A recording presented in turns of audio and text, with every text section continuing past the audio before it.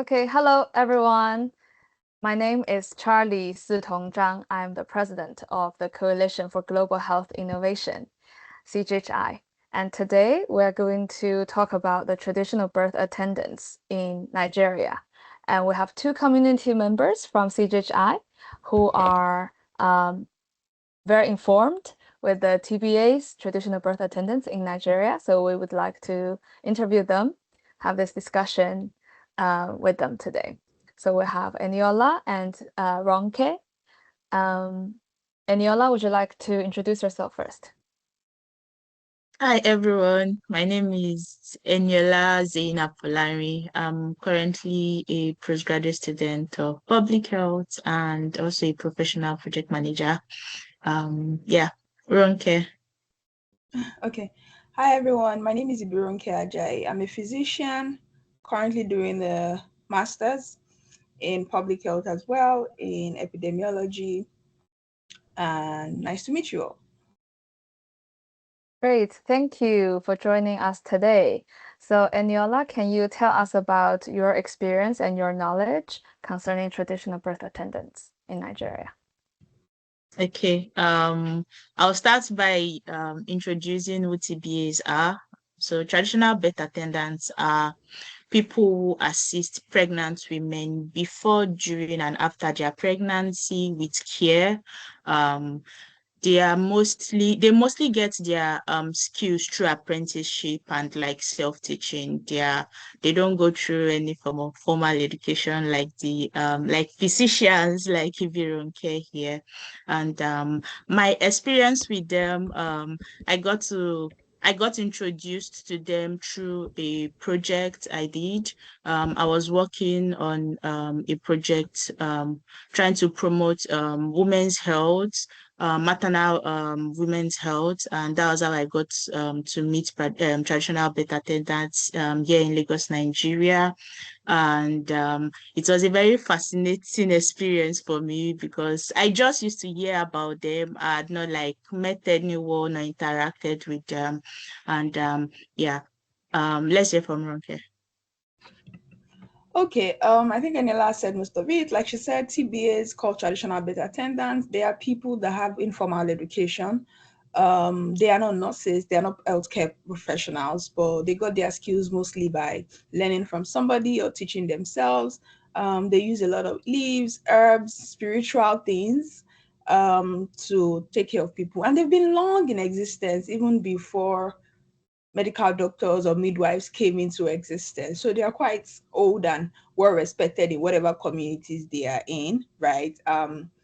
But the problem we keep having these days, just to give a brief overview, is that things have changed. Development has come to the world, right? And we can't be stuck in the old ways, right? And yeah, so that's the problem we keep having. And we are hoping that at some point in life, they can level up or healthcare professionals can work with them because people are going to keep using them, whether we like it or not. People have built trust. Like we said, they've been around even before doctors. Generations of women has built trust in them and they believe in them more than whatever any doctor with any professional education would ever say.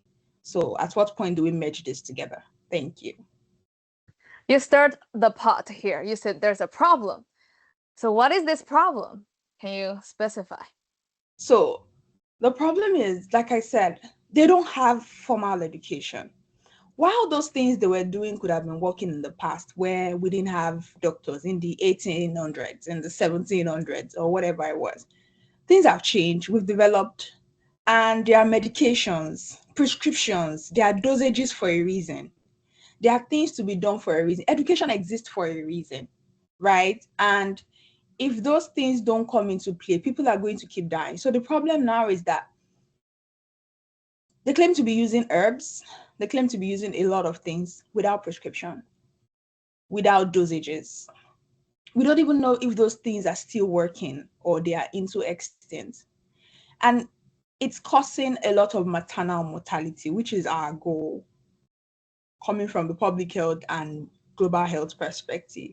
There's a lot of the maternal mortality rate in Nigeria is already very high. Even from people going to the hospital for birth, they are still dying. Talk more people going to untrained personnel, right? As of today, the maternal mortality rate in Nigeria is 1047 women per 100,000 live births. That is a whole lot. This is 2025. Women should not be dying through childbirth anymore. It is unheard of. It is archaic. And this is why we need to do something important to go forward. Thank you. Thank you for bringing up this point. But I also think that, nowadays, women getting more educated, but they also feel like they also want to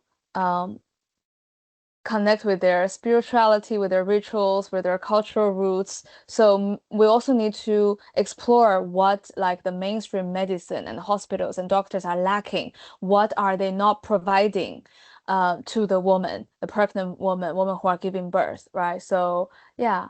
Eniola, what do you think? What are they lacking? The mainstream medicine. Why are women going to traditional birth attendants? Why are they better in some ways?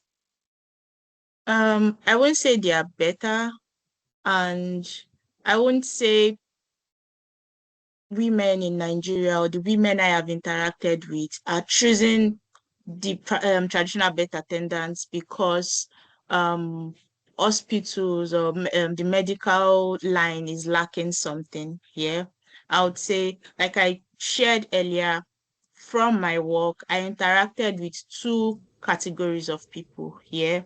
There are people that are all they do is to all they want to do is to interact with the traditional birth attendants because they trust them, they don't know better here. While there is another category of people who are educated, who are graduates here, but they want to merge using traditional birth attendants with healthcare professionals here. So for some people, they don't know better. It's not about something is lacking. Using traditional birth attendants is all they know here. And it starts from accessibility here. Like they are unable to, for some, they are unable to they don't have access to, updated medical practices, and using these traditional birth attendants is all that they know. And I think this is that's one of the things that make these people popular, especially in rural areas here. You see them in every corners. They are readily available to assist women and support them through their maternal journey here. While there's this other category of people that I think it is a cultural thing. They just have so much trust in them, and they want to merge the services they are getting from TBAs with using hospitals. These women would rather, give birth in the hospitals. They go for their antenatal, they interact with healthcare professionals properly, but they also still have this, trust in these TBAs that they also need their herbs, they need their concussions, they need their support to complement the service they are getting from healthcare professionals. Yeah, I hope that answered your question. So I hear that it's more accessible. The traditional birth attendants, they are easier to find and reach. And yeah, I wanted to ask about, is it expensive to visit a doctor, visit a hospital? And who are the women going for the traditional birth attendants? So not just women in rural areas, do women who are the women who are educated, do they also go for traditional birth attendants? Yeah. I was going to correct the accessibility with rural areas. That's what I can speak to. I know they're really readily available in rural areas, and that was my experience here. And sorry, can you come up with your question again? I lost that. My train of thought. So I was asking, are the Yeah, you traditional asked birth about attendants more? affordability. Yeah. Yeah, you asked about affordability. Yeah. From my experience, yeah, seeking care here in Nigeria with the areas I worked with was not expensive. One of the centers, one of the TBA centers I interacted with, there was a primary healthcare center just like a walking distance from there. And I went there, like I went to like ask questions about, how to like use the primary healthcare centers. And I was surprised. It was really like those services are subsidized by the government here, but young women still prefer to like use the TBAs, and the TBAs also like charge them. The price difference was not so much from my experience here. And I remember carrying out a survey to like ask questions here. I think one of the reasons, one thing that stood out for me is that the TBAs, they have a way of breaking down payments here, that where you can pay instrumentally. So you get a card here, and maybe on every visit, like when you come for your weekly meet up with them, you just bring 1,000 naira or 500 naira. So for the for the woman who is a petty trader, that is like more affordable to her. She would prefer doing that than paying like a bulk sum at the primary healthcare center, if you get what I mean.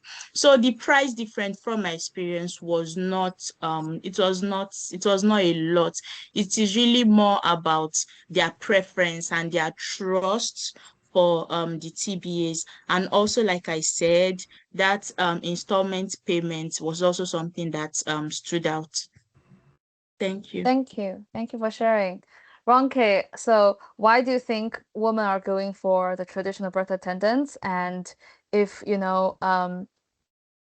there are a lot of risks, right? How do we persuade these women to also consult the, hospitals, the mainstream doctors, the professional doctors? Yeah, what do you think? Yeah.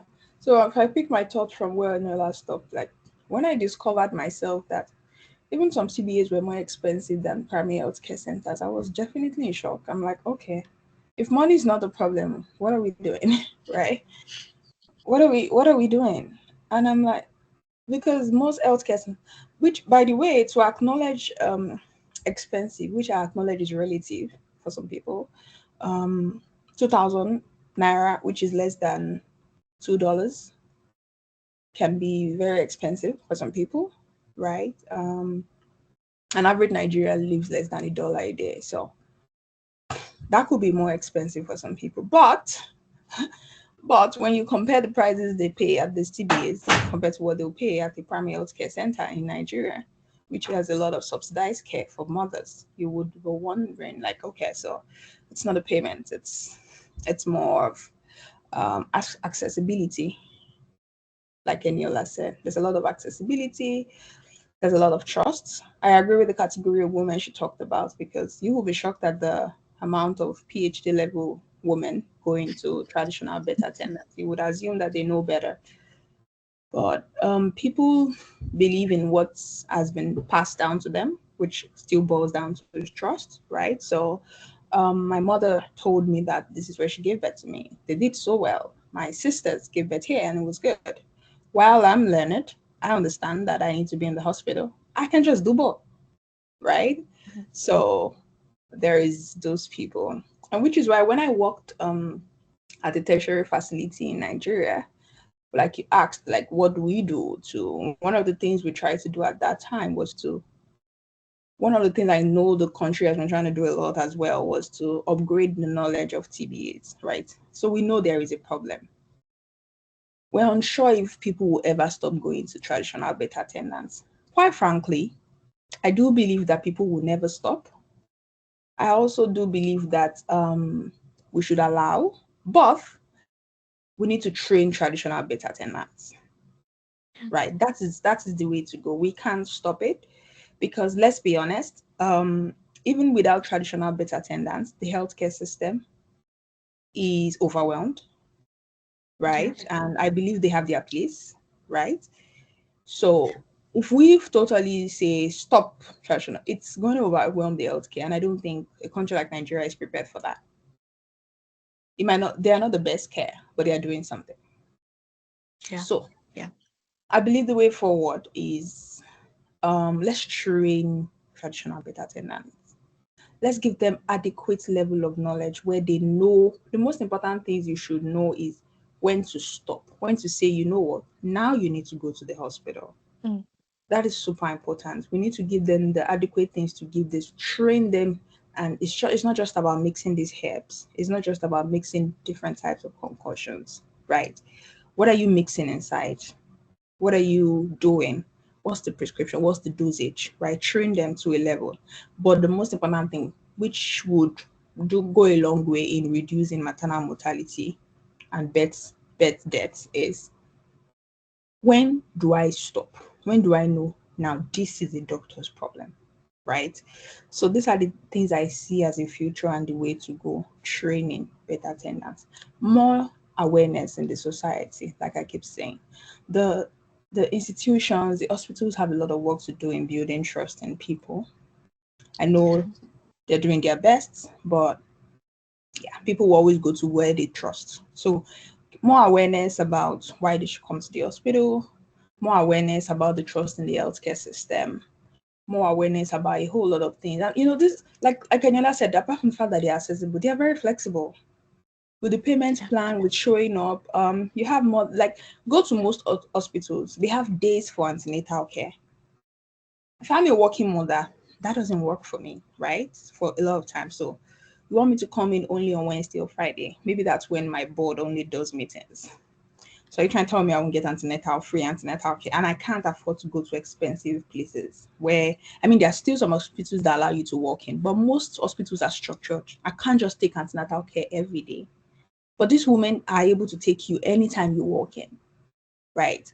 So these are the factors that lead to all of these things. I think I've said it all on this, so thank you. Thank you. Yeah, I think also, like you said, that the healthcare system in Nigeria is exhausted, and then imagine if the doctors are being treated fairly, and they might have to work long hours, lots of stress. So I think that also transcends to when they interact with patients, because they have a lot of patients. So I think that, women who are pregnant or who are about to give birth, they feel that also sense of stress. And then in this hospital environment, a lot of people, the crowd. So I can imagine why they also prefer to have a traditional birth attendant in a very homey, cozy setting, more spiritual, more comfortable. That I understand. Yeah, but I agree with you that there needs to be better training for them, and they need to also work with professional doctors as well. Um, so what do you think would be the barrier, Eniola? Like, how do we bridge the gap? How do we bring them together? Because maybe, doctors have maybe a sense of, superiority in the sense, and then maybe also traditional birth attendants also feel like, with they're just people in two different worlds. Thank you, Charlie. Actually, from my experience, that the gap is actually being filled, but we need to do more. So I interacted with on my work, I interacted with 3 centers, and I remember there was this particular one that they have hospitals on their radar that they work with. So once they have a patient that is getting out of hand that they are unable to handle, they immediately call for an ambulance. So the gaps are like being filled already, but we need to do more. I also remember sometime last year I was on a call with the Commissioner of Health, Lagos State Commissioner of Health, and it was sharing about Lagos State building, like having a building where they get to like monitor traditional birth in attendance, their services, their work, like having like a board for them where you get to like register and all of that. And it's a good start here. So yeah, these things are like, they are being put in place, but I just think they need to be accelerated because women are still giving birth, people are still dying. There are a whole lot of centers that we do not even know exist. Do you get? So here, I think things are being put in place. They need to be like more awareness and things need to like be accelerated. Thank you. Thank you. So I think we're coming to an end of this discussion, this interview. So I would like to ask Ronke and Eniola to say your last few words on this topic. What do you think people should know about traditional birth attendants, and what actions you're calling for improvement and for better safety as well?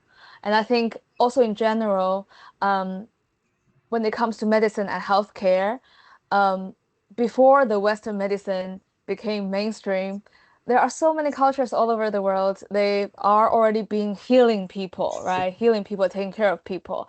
And I think there are a lot of things that we can still learn from those practices, how they make people feel respected and connected with maybe even their ancestors and with the ground, the soil, right? So I would love for you to speak on that also. Okay. Whatever that comes to your mind. Yeah. Okay. Thank you, Charlie. This has been a very great opportunity to talk about traditional birth attendants. And one thing I will always say is that they're a necessity, whether we agree on their mode of action, if they are a necessity. They are filling a gap I personally believe that healthcare professionals might never be able to fill. So they're satisfying a gap, they're filling the need. But the most important thing is that we need to collaborate. We need to work with them so I think in Nigeria, I know most states have moved away from looking down at them to moving to them and saying, you know what, you're going to be in existence for as long as the world exists. So come, let's collaborate. And that collaboration includes what Eniola and I have discussed, which is training them, giving them a certain level of training, working with them, letting them know danger signs, letting them know when to report, linking them up with a particular hospital where they can easily send people to, such that even when a person is coming to me from an healthcare, from a traditional birth attendant, and I'm the doctor in the hospital, I know that, okay, she's coming from this particular place where I trust to an extent what they've been doing to her. So I can easily take over. So I know what has been done, right? I can trust it. I trust the provider. And like Eniola said, a regulatory body, that would go a long way. So we need to bring them under the umbrella of health, not treat them like an outcast. I feel like that's the way to go. Bring them fully under, if possible, make them another arm of healthcare, right? We have doctors, we have midwives. So they're another arm. So we're overseeing them, we're working together. I think that's the best way to go forward. That's a very good point. Thank you, Ronke. And Eniola, any last words? Yes, thank you, Charlie, for this. And I totally agree with Ronke. When I think about TBAs, I think about the dwellers in the US. I don't know if you know about them. And I think that's my hope for them here in Nigeria. I want more training to be put in place for them. So maybe before you become a TBA, a practicing TBA, maybe you should go for like a proper training. Do you get? Maybe you get a certification, you get, there should be regulation on ground for them to like their practices, their work should be like really regulated because they are doing important work. There is no taking away from that they are doing important work.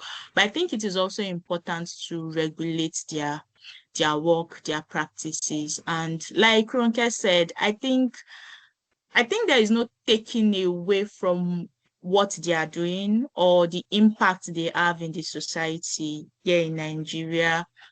Without them, I think the healthcare system would be overwhelmed, really. Like, medical professionals cannot do it alone, really. And one of the reasons why I noticed people prefer them is because there is this, they are patient-centric, really. There is this, the healthcare system is overwhelmed already. You don't expect a doctor to be as patient, giving everybody that one-on-one care, one-on-one thought, do you get? And that's where they come in. So I think they are like a very important part of the maternal healthcare system. And my hope is that there is more training, more regulation, and collaboration with them. Thank you. Great. Thank you both for this very interesting and important discussion. Thank you.